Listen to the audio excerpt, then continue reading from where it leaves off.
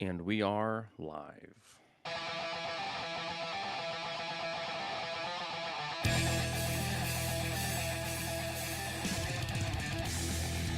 I know we've been working on the delay issues, Bob. I promise I'm gonna like move your video or something like that so that way you're actually drumming to the beat. Because the last time I did something and it looked like you were and there was no drumming. It just looked bad. 30 seconds late, it kind of loses Yeah. its effect. Hmm. Hey. Hey everybody, welcome to VM Live. I'm Jack Rollins. I'm the host of the show, and with me, as always, we have was man, myth, legend, world traveler, half decent poker player, public speaker, founder of VM, and we'll just say plant enthusiast, Mr. Jeffrey Hoffman. What's going on? What's dude? up, Jack? What's up, Bob? How you guys doing? I'm all right. And we have admin Bob here as well. What's going on, Bob? Not much. Just been a day.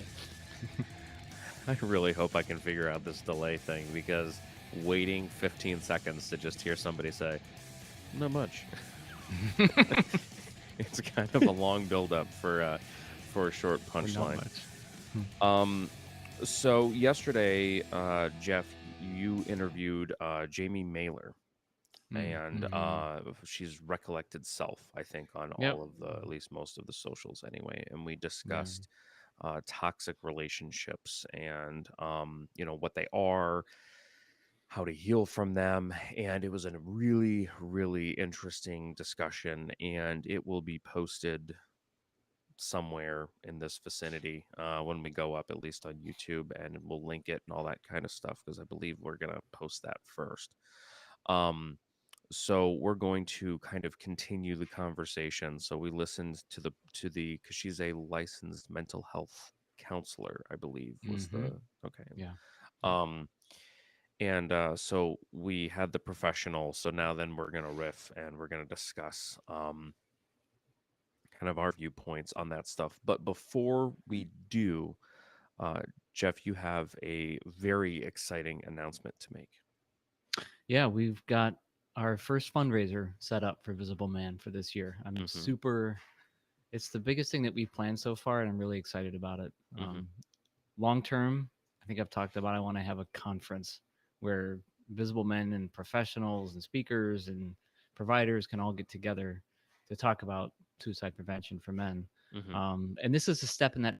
So Okay. it's at July 24th at 7 p.m. at Comedy at the Carlson in Rochester, New York. We're gonna have two comedians. We're gonna have a bunch of vendors out front, and it's just gonna be a night of comedy with the intent of raising awareness for men's suicide prevention. Okay. Okay. That's July 24th at 7 p.m. at the Comedy at the Carlson in Rochester, New York. We'll have more information on that as we get more information coming in. It looks like it's going to be a really great time.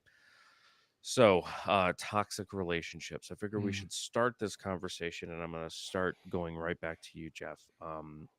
If you are, I guess, if it can come to mind fairly quickly, um, why don't you tell us a little bit about your most toxic relationship, or at least when you think of a toxic relationship you were in, the one that kind of jumps to mind.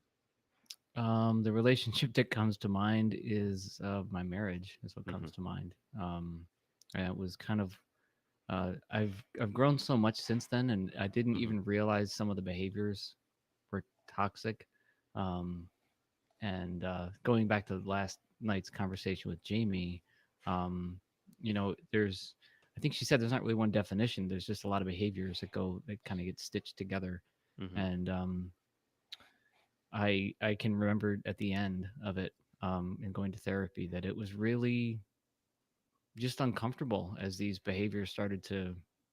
I got more clear about what they were, and like, and she said last night, and I asked her, you know, it takes two people to be in a relationship, and if Hmm. I go back and look at my past relationships, and I think, oh, that one was toxic, that was like, well, there's one common element, that's me. I Hmm. was like, oh shit, like I'm contributing to this too. Hmm. So, uh, when I look back, I mean, my marriage was, there was two of us, so we both contributed to it. And Mhm. we've both grown since then. You know, I just saw my ex-wife here earlier at my house, and you know, we see each other all the time. So Mhm. we've both grown, but that relationship comes to mind. I can think Yeah. of dozens of examples where it was just ugh, unpleasant. Yeah. I think that that's super important, that kind of acknowledgement that, it takes two people to tango kind of thing. Most marriages, I guess I don't want to say normal marriages, but like when it comes to divorce and that kind of stuff, on social media, you see there's a good guy and a bad guy, and there's always Mm, going to be a good guy and a bad guy to kind of every story, but um a lot of people, I think it's safe to start there, I think by the way, there's no medical like backing for my belief in this as far as I know, but I think that that helps you kind of start with the separation, to make that person the mm, bad guy. You have to kind of, that's starting of the, the releasing of the emotions and those kind of things, to make them the enemy. But eventually, to be able to grow and not make the same mistakes again, you have to go back and look and see where you messed up. And I mm, feel like especially on social media, there are a lot of people who get stuck in blaming their partner was the worst, was terrible, did all this, did all that, but they remove themselves entirely from, they make themselves innocent, yeah. and outside of, abusive situations and things like that where it's clearly it's a different story. um with just kind of a standard breakup or divorce, it took two people to get into the marriage, and it took two people to mess the marriage up, you know um so I think it's really good that you clearly did the work to go back and see, whether or not maybe you have some toxic traits too, you know Hmm. Yeah. Bob, what about you? Yeah. Yeah, similar to Jeff, the first thing I thought of was my relationship with my ex. Hmm. It did also make me cry with my one sister. Um, Mm, Mm. I was gonna, I agree with Jeff, and I was gonna say the same thing too. That while yes, those two people um, exhibited toxic traits, one of the things I kind of learned last night, but that was that it takes two to tango. So hmm. in those toxic relationships, even if that role was being naive and allowing things to happen, Hmm. or having a gut out of anger that egged the other person on. Um, Hmm. so yeah, I mean, it definitely takes two to tango. I can't sit here and say, oh, that was a really bad relationship, and it's my ex was toxic, and Hmm. it was a toxic relationship. I played my role in it. And the Hmm. things listening last night that kind of for me, even though I've always been kind of like, oh yeah, I played a role. It was kind of interesting to listen to Jamie and maybe kind of figure out what that role was, other Hmm. than naive and Yeah. Mm. Kind of like what I was saying with Jeff. I think that that's the next step where people get stuck on, is to sit there and say, where did you screw up in the relationship? And it's something along the lines of like, well, I stayed in it, Mm. and it's, I loved this person. And again, those are valid, like that is the case sometimes, but a lot of times it's again stopping yourself from being, you're keeping yourself innocent, it's, to Hmm. me, it's the same as when someone says like, well, a fault of mine is I care too much about my work. It's like, okay, all right, but like, what's an actual fault, Yeah. um Yeah. and it looks like, Bob, you then, kind of heard that, took that on board, and then to go back and say, okay, again, there might have been something that I did beyond that. You can't blame yourself for, gut reactions to things, you know. you can be disappointed in how you handled them after the fact, but like it's a gut reaction for a reason. It's almost, knee jerk. It just happens. Um, but to then see that there might have been more going on, I think is so incredibly important. And I also think it's interesting that most of the time when we think of toxic, at least in my experience, when I think of toxic relationships, I think of um, romantic relationships. Mm-hmm. And Bob, you came right out and mentioned a different, with your sister, and I find that it's it kind of widens the definition a little bit. Mm.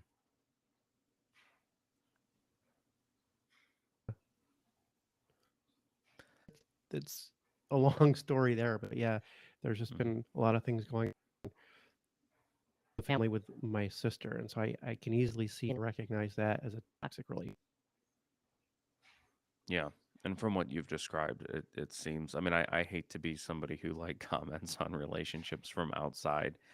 But the way you've described what's going on, because you've taken, in personal conversations and stuff, you've taken great pain of trying to be, fair and honest about the descriptions. And I know everything's always a little bit, you know, but yeah, it seems like it's been fairly toxic, and it seems like it's been an example of kind of the other way with it. Of sometimes it's just somebody happens to be toxic, and Mm-hmm. you know in that situation that's family, so you can, and I think a couple episodes ago, Bob, you discussed kind of removing yourself as much as you could, and distancing yourself from her. But at the end of the day, there's always going to be the familial bond. You know what I mean? Like you're always going to be attached in some way. Um, and that to me is, it made me think of some of the um, relationships I have within my family, and one of them is probably fairly toxic. Um, and that's also a sister. So I just think that's interesting, that when we think of relationships, especially toxic ones, we, generally think of romantic, but it's definitely wider than that. Yeah. Something she said um, is that if you see it in one relationship, it probably shows up in other ones too. And Bob, you said Hmm. something at the beginning about you didn't use this word, but I think it was like a synonym for being permissive, where you allowed it. Hmm. Where if somebody does something that you're not okay with, but you allow it, you're kind of party to that. You're kind of going along, even though your gut's telling you something's wrong. That if you're allowing that in your, romantic or intimate relationship, is that behavior on your part, not yours, just the other party, Hmm. it's going to probably show up elsewhere. And I actually, what's interesting for me is right at the time that I was getting separated and kind of recognizing these behaviors and standing up for myself in the marriage where I felt like my feelings were getting squashed or Yep. dismissed. At the same time, I started to do the same to my boss at work Hmm. because he's no longer my boss, but Yeah, that that just sounded like, well, so neither worked out real well. yeah, so it didn't work out. Yeah, yeah. But well, I do think that when I started to push back on him, 'cause he is a very strong-willed person, Hmm. and he's very successful. But Hmm. our personalities clashed, and I just kind of took it, And then when I started to push back, it didn't go well. Hmm. And he actually let me go from his group at the same time that I was getting separated. So I have to imagine that, like, as I started to assert myself in one place, it showed up in other places. Hmm. Yeah, I think when you notice a pattern, you start to. I don't know if like in this example, it's a true pattern. Human beings, we see patterns and things, So when you start to kind of get in and see certain patterns in one relationship, I can totally see that, in other places, especially with stuff like not talking about your feelings or not feeling like you can, like you're not, or sticking up for yourself. Yeah. I feel like it would be very rare to have somebody who sticks up with themselves to every or sticks up for themselves to everyone except one person, Mhm. in Mhm. a toxic way, you know. Um, and just as kind of an aside, I think we'll get into this a little bit later, but I've been, in and amongst the divorce, Instagram and internets a lot. And I know it's kind of the point of the show, but I am so tired of hearing toxic this, toxic that, toxic this, like all the time. Everybody's ex is toxic. Everybody's ex is a narcissist. Everybody's ex is, Mhm. Satan. And it's just like Mhm. there are people whose exes are, you know, and without belittling someone's experience, you're doing that. You're invalidating, you're belittling the people that have actually had to go through that, who have Mhm. actually had to go through hell, you know. So it's completely, I don't know. I get so tired of hearing, toxic, toxic, toxic. And Yeah. personally said it probably 180 times already, but Well, that's kind of what prompted me to ask her that last night at the beginning was that like, wait, if everybody's ex is toxic and we're all hmm somebody's ex somewhere, hmm are we all just toxic people? Like that kind of gets overused a little bit. yeah, there's toxic, there's narcissist, Mhm. uh safe people. I think it's used a lot, too Mhm. much. And Mhm. there's Mhm. one other one. um oh, triggering. I Mm. think people nowadays use triggering incorrectly. Like a trigger is kind of like, in my head, maybe we should ask one of these professionals about it. Like it's kind of a knee-jerk reaction. It's almost like a mini PTSD. Mm. It doesn't mean if you don't like it, that's not triggering. That just means you don't like something, and that's okay. But I think people use triggering way too much, because when you see somebody who's actually been triggered, it's a lot different than, and have you ever had somebody use triggering, like at a really weird, this doesn't make sense. Yeah, I guess I think of it as a spectrum, because like hmm whatever it's triggering, your could be a small thing or a big thing. But yeah, hmm yeah, Clearly a hair trigger, yeah. yeah. um it's like I've heard of people, two people kind of arguing at work, not yelling, not just having a work discussion where they don't Mm-hmm. agree, you know what I mean, Mm-hmm. which is human nature, and somebody felt triggered and then had to leave. Not one of the people in the argument, one of the people just in the room Oh, felt oh, and it was like, you felt triggered Mm. by like a softly spoken 2-minute argument and yeah, you had to leave the room. Like, how do you watch TV? Like, how do you, like, this is not a triggering moment. I wouldn't yeah. explain why, just I felt triggered. And instead of saying, I think some people think that you can use it as a way to get out of something uncomfortable that you Mm-hmm. don't like. And again, I It's think that.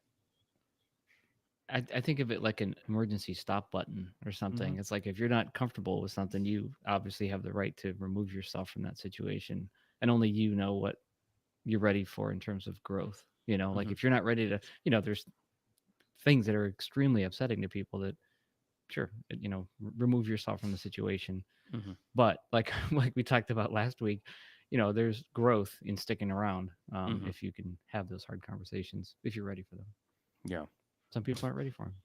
No, they're not. And I feel like sometimes I'm a little bit jaded when it comes to that kind of stuff, because I have seen so many examples of it used incorrectly, a lot of these words. And so when Mm, someone says that, and it's a fault of mine, I default to, but do you really mean it? You know what I mean? Like, are mm, you really mm-hmm, triggered right now?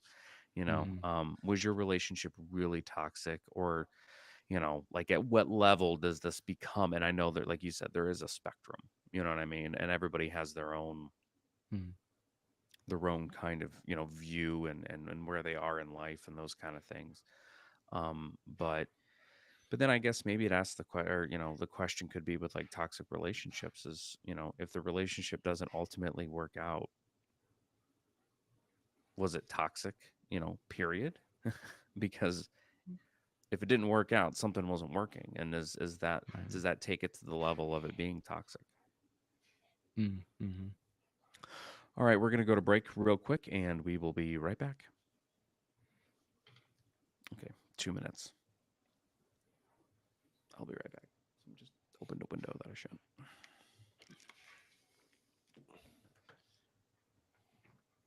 Open window, close one. Mm-hmm. Yeah. See the cat's down here prowling around. Like I'm just waiting for him to like just jump across and knock shit off. Oh, I'm gonna fucking kill this guy. I'll be right back. Okay.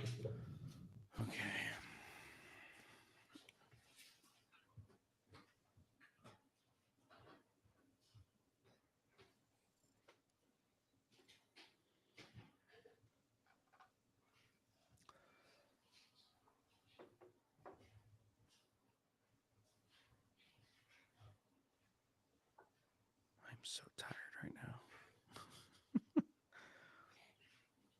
I think we all are. Yeah, I'm just like, I came in, I said to Jeff, I said, I'm tired. He goes, me too. He goes, but I can't cancel. I if you can't didn't call show in up, sick. you could have. I would have. I would have. I'll do it myself 1 minute. You gotta look. What are you talking about? Well, well, we don't probably don't have much time because I'm on the delay. I said it's different when you have 30 seconds. because if a third person, if the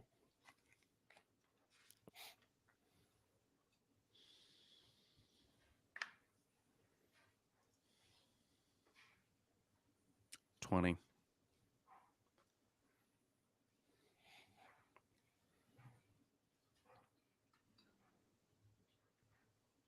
10 seconds.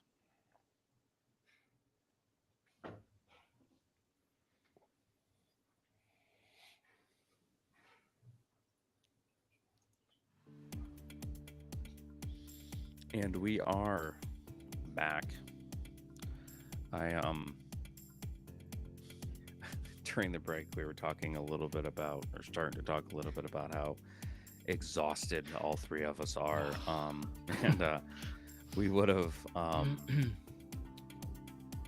like if you're watching this on the live stream, you probably would have heard that. But yeah, I didn't know you were that tired too. I slept okay last night. Like I didn't sleep terribly. I got to sleep a little bit later than I usually do, but it's almost 10 o'clock in the morning here, so it's not super early or anything. I think I slept till 7:30, 8, somewhere in there. So it wasn't like I was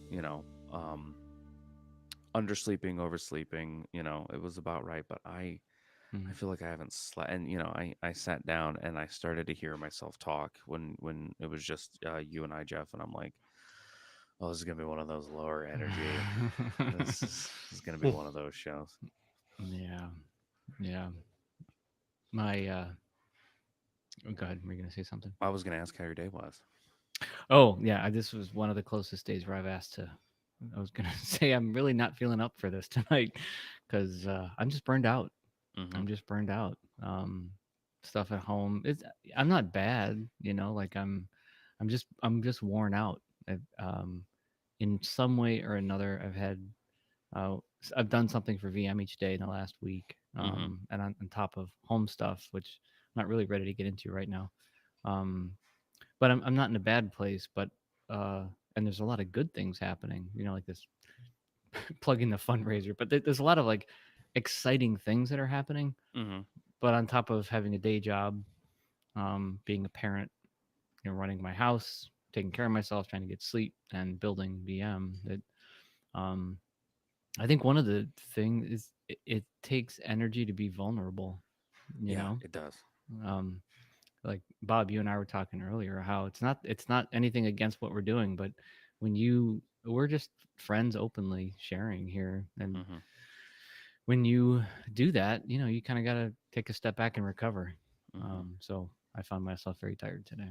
Yeah, there is a yeah, as kind of the faces or leaders or however you want to call it, both in the organization, publicly, and then privately within the Discord server. There is kind of a push for us to show that vulnerability, which is great, but there are Mm-hmm. times where it's just, yeah, you're right, it's exhausting. And especially, that when you have things organically, you know, um, Jeff, you and I talked a little bit yesterday and had a bit of a venting session, Mm. and that happened organically, and it was like, great, cool, I needed that, but then when it's scheduled, it's kind of It's weird, kind of like therapy yeah, it almost. is. I was thinking It's that kind of too, like, yeah. oh, it's yeah, yeah. Which is it and can be exhausting. There's an Mm. emotional release and emotional buildup and all these kind of things going on, which is one of the reasons you need to let these things out, because if you don't, they'll let themselves out, and it won't be, that's where some of that toxic stuff comes from. It won't be Yeah. pretty. Um, but yeah, it is weird to sit there and kind of look at your Google Calendar and be like, okay, well, at 8 p.m. on Thursday, Mm-hmm. I'm going to be open about what's the topic? Mm-hmm. Okay. Oh, I okay. mean, Body positivity. Okay. All right. mm-hmm. It Yeah. it's a little, it is a little weird. You both answered about your most toxic relationship. Mine was also with Jeff's um ex-wife. No, Mm. Yeah. mine was also my marriage. Um and it definitely, like with you guys, it took two to tango. I'm not going to sit here and say that I was the perfect husband, and I'm not going to sit here and blame her for all of our issues. But there were definitely some incredibly toxic moments on both sides, from the marriage. Um, And so in this next kind of segment or two, what I'd like to do is discuss, if we can, a little bit of the healing journey from those, Mm. the pits of despair. I know that when my marriage ended, it took me, I don't know if it took me a long time, in the span of a lifetime, no, but it felt like it took me, looking back, it felt like it took me a long time to even really start to heal. Um, my initial reaction for the first 6 months or so was to numb everything as best as I could. And so, I that was either through just sitting around eating. I ate way too much. I definitely use food as kind of a, you know, um, as relief, drinking, those kind of things. And so I was not healing at all. I was just digging myself, into a deeper hole. And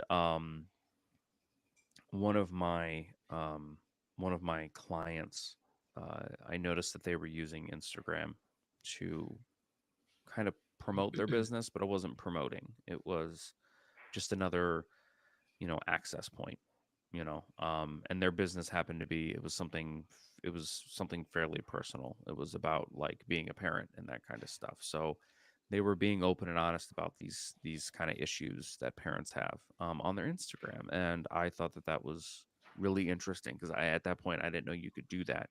I knew you Mm. could advertise on Instagram. Like, I knew Coca-Cola had an Instagram account, and they posted cool pictures of people drinking Coca-Cola or something. Um, and then I thought it was other people just pretending to be models, actual models, and then people taking pictures of their food. Um, and then us regular Joes who were just like posting random stuff. Uh, but when I came to that realization, I thought, okay, well, this could be easier than writing up a blog. I could just little short bursts of emotion. And so I started an Instagram account solely with the purpose of just venting, just getting it out there. I felt like my voice had been taken away. So I just started just barfing out everything that I was feeling. And sometimes it was interesting to read, sometimes it was terrible. I think they're all deleted now, but if you go back to like my first, I mean, they were just awful. Mm. um but something interesting happened, once, I found out about hashtags and that kind of stuff, is other people that had gone through or were going through the same thing, um started responding back. And I never anticipated that. I never meant to build a following. I just needed to talk. and that was kind of the beginning of the real healing journey for me, is when people started to comment back and check in on me and Mm, provide me with, validation a little bit. Was huge. Finding out, which sounds so ridiculous now, but finding out that, like, it's okay to not be okay. It's okay to not mm, feel good, or, to be confused or lost or whatever. Um, and I didn't feel judged. I felt welcome. I felt like I had a place, and that's when I really started to kind of heal. And from there, therapy, then, just off research, like those kind of things, taking time to myself, meditating, praying, those kind of things. Um, but I think the biggest thing for me was yeah, communicating with other people who had been through similar circumstances, uh, mm, who understood, what it means. We hear about people getting divorced all the time, and it doesn't sound like that big of a deal. And for some people, it's probably not. You know, um, Emotionally speaking, maybe they kind of left the marriage before they started to go through the process.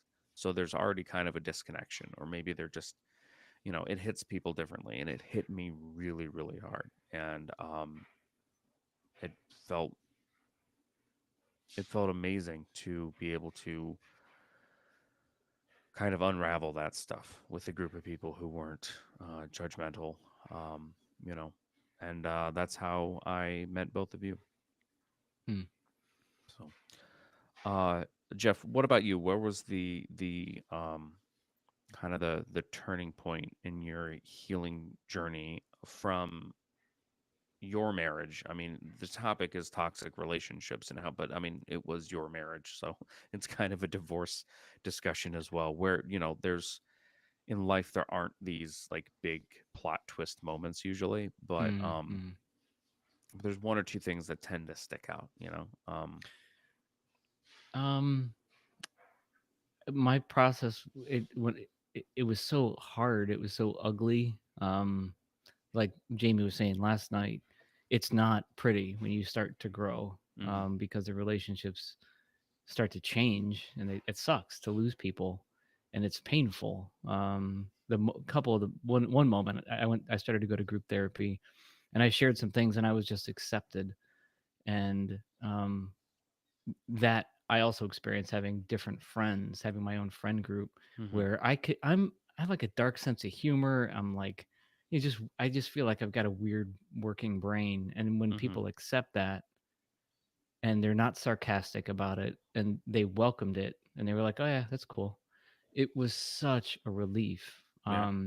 And I didn't get that in my marriage. I didn't feel accepted or heard or understood. Right. Um, and when I had moments like that where I would talk to somebody and they would just sarcasm was woven into how I communicated, for example. And Hmm. when somebody would speak to me directly, it was so jarring. And it Hmm. and then I got used to it and I didn't trust it. Um, so when somebody would communicate to me in a way that wasn't toxic is an easy word to use, but it was direct, not passive aggressive, and it was healthy. I'll put Hmm. it that way. It was a healthy way to communicate. I didn't trust it, and then once I did trust it, I saw how unhealthy my marriage was and that relationship was. So, but it sucked. It sucked so bad because I chose to. I didn't have to, but I chose to call out my wife at the time. Like in the middle of a conversation, we'd be talking and she'd say something. There, right there, right there. When you said that, stop. When you said that, it was dismissive of what I had to say, and I don't like the way I feel when you say that. And I was so hard. It was Hmm. like pulling my skin off. Hmm. That's how it was so uncomfortable to do that kind of stuff. But it honored how I was feeling, and Hmm. so I had to have some, you know, it took a while to find solace somewhere because I wasn't getting it at home, and I had a different friend group, and once they accepted me, they could kind of help me heal, Hmm. and I think that for me, that's where that was my turning point. But I had other family stuff going on at the same time as Hmm. my divorce, and I drank a ton. I would go through like two bottles of whiskey a week. I would show up to work hungover. Oh, just probably for 2 years. I just wasn't really functioning very well. So it was an ugly process. I likened it to when it started, being a gladiator going into the Coliseum, and Mm, all of my friends and family were in the stands. And I don't know if I'm going to come out of this alive. I don't know what's going to happen. And some of them are cheering for me to die. Some of them are on my side, but I have to go out there and do it myself. And it was incredibly uncomfortable, but it turned around that I'm better now. hmm For just out of like curiosity's sake, when in this journey, if not before, because I don't know, when did you start going to therapy? Um, Several years before the end of the marriage. Okay. Um, so I was going individually for probably 3 or 4 years before the hmm end of the marriage. We went to couples therapy, like, but it didn't really stick. hmm We um, She wasn't showing up for it because it was all my fault, Yeah, So that'll do it. um, yeah, but a couple years before. Okay. Um, and we're big proponents of therapy there, so I just was curious about where in the Mm. timeline did that kind of fit in. So your therapist kind of saw you kind of Yeah, sink and then come back up. definitely, Mm-hmm. definitely, and that's one of the. It's like a workout, like you don't walk into the gym with your makeup on, looking pretty and looking good, and walk out and like, oh, I'm healthier now. Look, I'm ripped. You walk out sweaty and with calluses and exhausted, Mm-hmm. and it's tiring. It's hard work, Yeah. but therapy isn't necessarily always pretty, but the growth that happens from it can really, really helps your life. Mm-hmm. Yeah. Agreed. Healing is it's a journey, and it's definitely a tough one. Okay, Bob.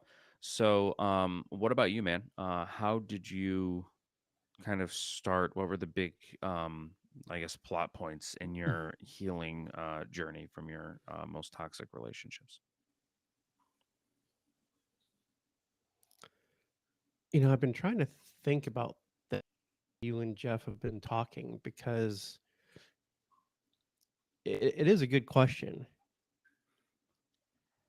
As I was thinking about it and look back, like my whatever you want to call it, I think really took a long time because Mm-hmm. like I initiated the divorce. I wanted the divorce. So I realized a lot. So coming out of the Mm-hmm. divorce, well, one toxicity, it got worse coming out of the divorce because she was so angry at me. Mm-hmm. Claiming she was, you know, surprised by the divorce. Um, I started to compartmentalize because, like, oh, I want. So, okay, I'm divorcing. I'm getting what I want. Mm-hmm. But then there was dealing with all the math. And that was just so hard and Mm-hmm. so brutal for years. And again, the role in that, Mm-hmm. like I give you credit, Jeff. Like you said, you'd have a conversation with your wife at the time, and you would tell her, "Hey, stop. That's dismissive." I never did that. I still haven't really, which you know, eye-opening moments. One tonight in this conversation is that's probably one of the reasons why my hair still bristles. Like this morning, phone rang, caller ID, bristled. I just don't want to Mm. talk to her. But it wasn't. Mm-hmm. She didn't say anything mean, anything aggressive. So I need to work on that on my end, Mm-hmm. understanding that these conversations aren't toxic anymore. Mm-hmm. Uh, once in a while, but not like they used to be, and Mm-hmm. not immediately get my defenses up when I see the caller ID. Like, Mm. um, but yeah. So the journey was hard. I would say the first turning point, if there was a, well, I mean there was, but the first turning point would probably be when things were really starting to collapse around all of us, essentially, Mm-hmm. financially. I living, couldn't afford it, ended up at nowhere else to go because I mean, parents were great. I don't blame them for anything. We're like back here, I'm in the freaking 80s, and I don't blame them one bit. Mm-hmm. To go move, the ex had an empty room upstairs, apartment up Mm-hmm. here of Mm. my life. Yeah. But then she ended up getting kicked out of the apartment, which means I get Mm-hmm. full time started.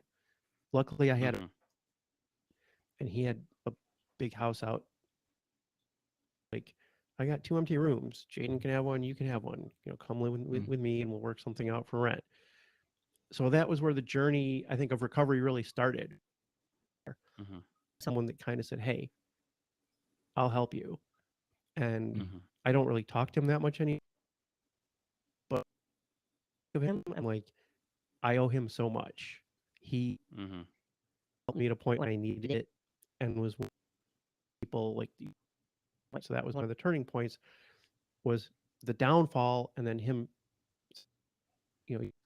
You can come here, um, Mm-hmm. and that's where to improve um, with my mindset as far as Mm-hmm. kind of the negativity coming from my ex about the divorce and everything, and again being able to compartmentalize, move forward with working on building myself back up, because I was like, Mm-hmm. okay, I have my daughter, I need to be more responsible, I need to be a better example. So that was probably, all of those things right there were the hugest impact and turning in my journey to get to where I am. But as I'm realizing things like, hey, maybe I on my interaction with the ex a little. I mean, Mm-hmm. I don't think we'll ever be friends to that level, but I can be a little kinder and gentler on my end in her. Mm-hmm. Okay. I didn't We're gonna start go to break. anything fantastic, like, you know, We're gonna go to break, and we'll be right back here in a couple minutes. 2 minutes. Sorry, Bob. I didn't know you were still going. no, that's fine. I don't have to clock up, slow the computer down. Okay. I can hear your cough down here, Bob, but I get a delay. I hear it real time, and then I hear it through the computer.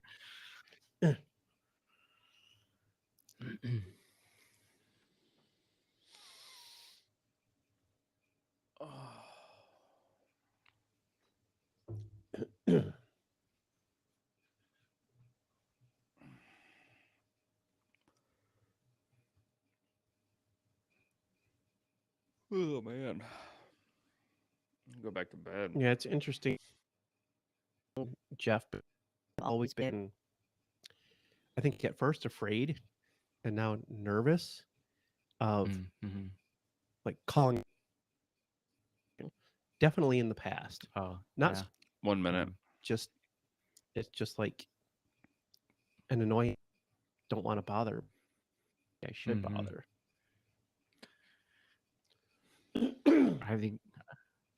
I think with anybody, including my ex, I'll assert myself or call them out only if I think it's going to be useful or productive. And if it's going to turn into something, I'm like, I'm just not even worth it.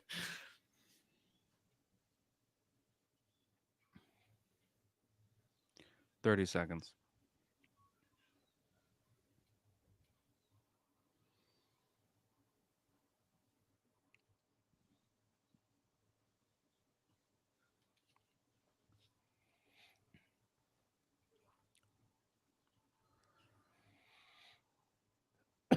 Ten seconds.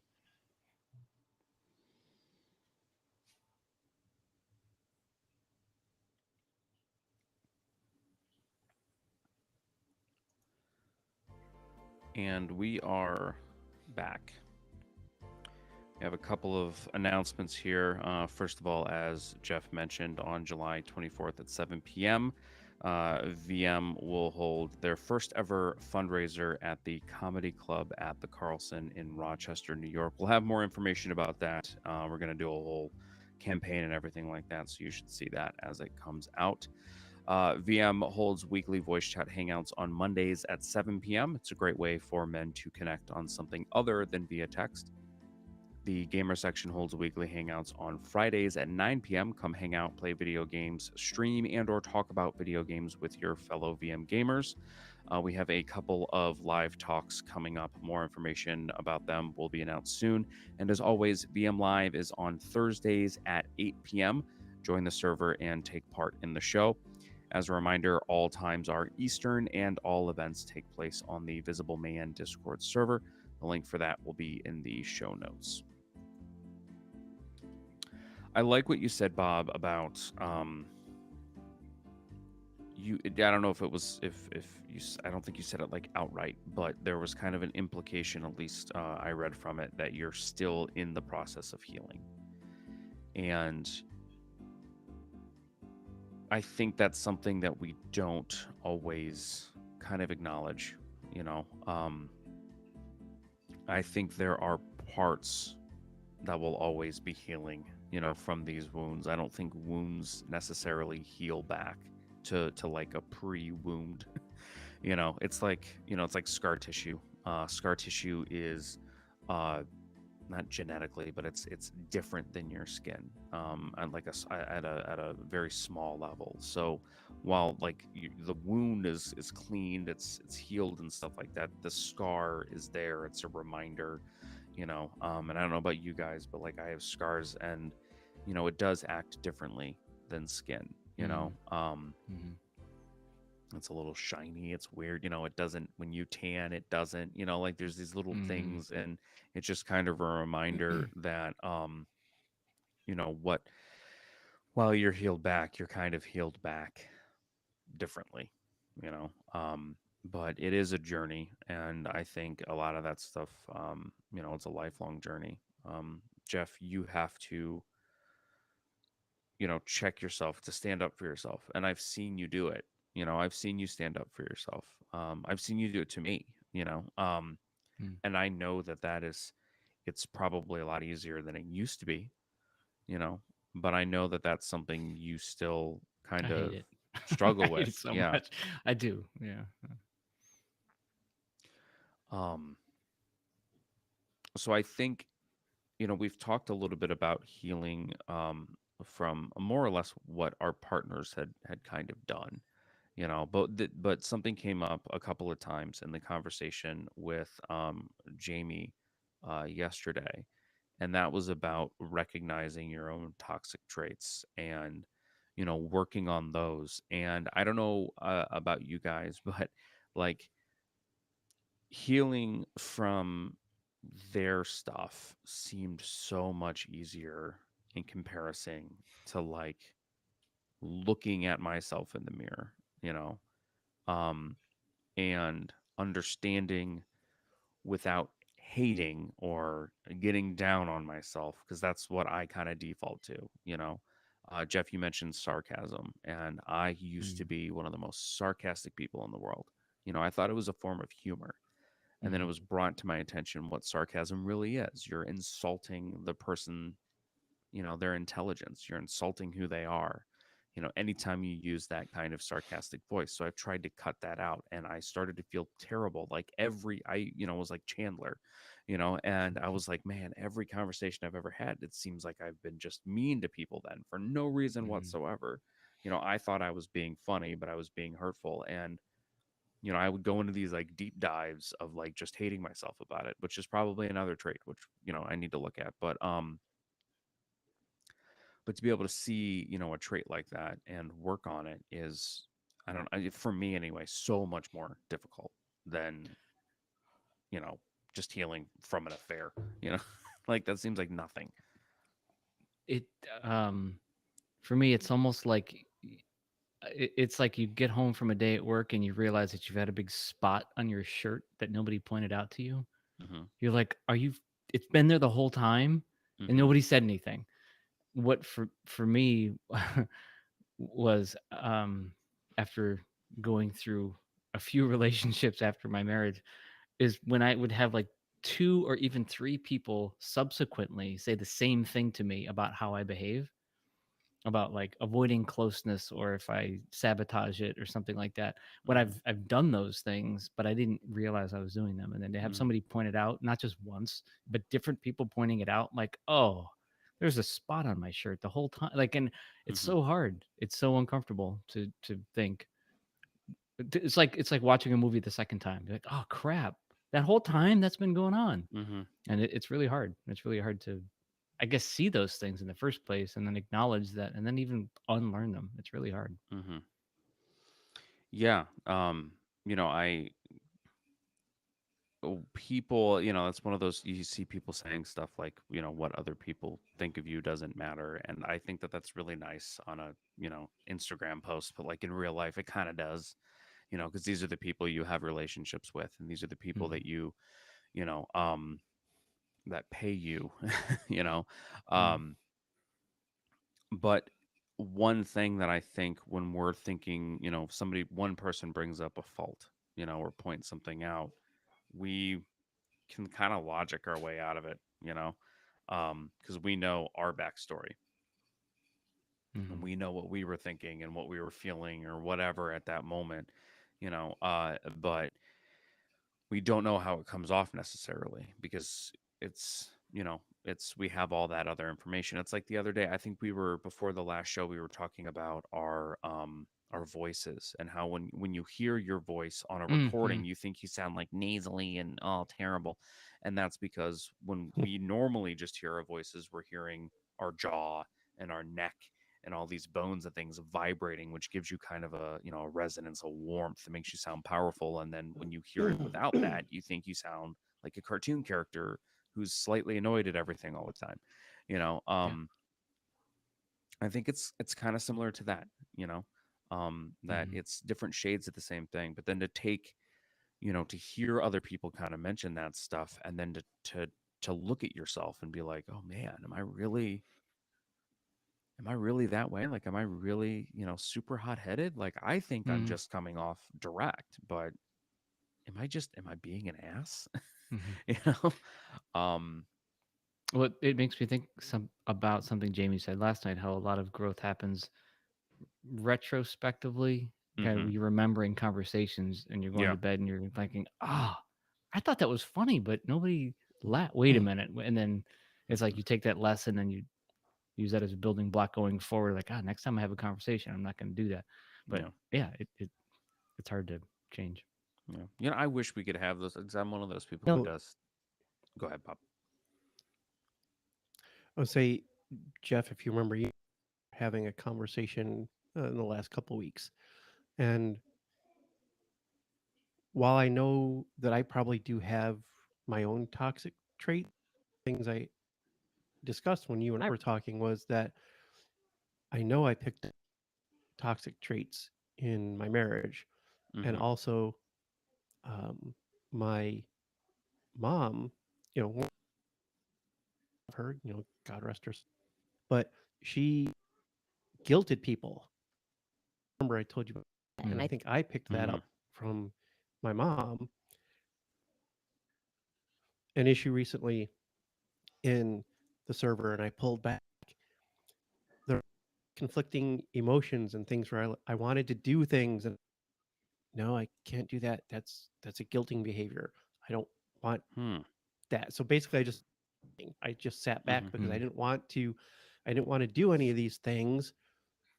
I wanted to break out of that pattern of behavior, do those things. hmm Um, so yeah, it's interesting, and I'm sure there's a couple said quirks here and there that are truly my own, but I know that I picked up things that I've caught myself hmm doing, like I said, or even there it was like in the heat of the moment, I'm like, I'm gonna do this. Like, oh no, I don't. hmm Mm-hmm. Yeah. I think we pick up a lot of toxic traits from you hear about like generational trauma and that kind of stuff. And, I've looked into that recently. Well, I'm adopted, so it's like, that's going to get hairy. But, I think we do pick up a lot of those traits. And I think some of them are almost defense mechanisms, rightfully or wrongfully,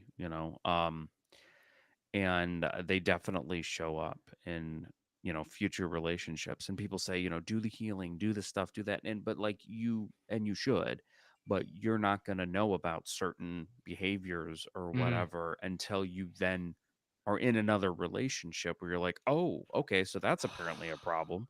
Because I can sit there and say, oh, I'm not a jealous person all I want, but then like if you're in the relationship and then you're jealous, it doesn't matter. Mhm. It's kind of like you never know if you're going to be the guy to go run in a burning building to save a child until you're standing in front of a burning building and there's a child in there. You know what I mean? Like you Mm. can guess as much as you want, but at the end of the day, you're not going to know until you go through Yeah. it. As we kind of wrap things up, I guess the kind of final note with this kind of stuff is that any kind of relationship can be toxic. It's not just romantic, and they take a hell of a lot of healing and a lot of work, like dedicated work. And as Bob has kind of mentioned, sometimes it's a journey. Most of the time, it's a journey, and sometimes you're able to retroactively kind of look back, and sometimes you can get to the point where, in the moments, you can see these behaviors, whether they're being directed towards you or whether you're the one doing those behaviors. And I think the hope is that you can see those things in the moment, and you can stop them from coming to you or stop yourself from doing them. Because I think we all have a little bit of toxic behavior inside of us. But, just focus on healing and remember, most of the time, anyway, it takes two to tango. So I think that's it for today's show. Jeff, real quick, July 24th at 7 p.m. at the Comedy Club at the Carlson. Mhm. It's in Yep. Rochester, New York. That'll be the VM fundraiser. I think we're going to be having some meetings and stuff here shortly. So we're going to have Yeah, I think a so. ton of information about that. The Jamie Mailer discussion that you had will be connected probably here somehow, somewhere in a box on YouTube. And the links for that will be also be in the show notes. And if you want to just check her out, she's Recollected Self everywhere. TikTok, she's pretty big on. Instagram. I think she's starting up a podcast here pretty soon. Mhm. So that should be an interesting listen. Anyway, thank you for tuning in to today's show. Check us out at visibleman.org. We're also on Facebook, Twitter, Instagram, TikTok, YouTube, LinkedIn. Still working on that MySpace. You want to check out the Visible Man Discord server where we have moderated discussions every day about men and men's mental health. You have to be over 18 to join. Just go ahead and check the show notes for the link to that. If you're watching this, please remember to thumbs up or like or any positive, button click thing. And also subscribe if you're listening to this through the podcast. Please remember to rate, review, and subscribe. It helps other people find the show. It's kind of like evangelizing a little bit without actually having to do anything besides just clicking a few buttons, which is pretty cool. Is that everything, Jeff? Yep, you covered it. All right. Cool. Well, for Visible Man, this is Jack Rollins reminding you that vulnerability is the ultimate demonstration of strength. Cheers.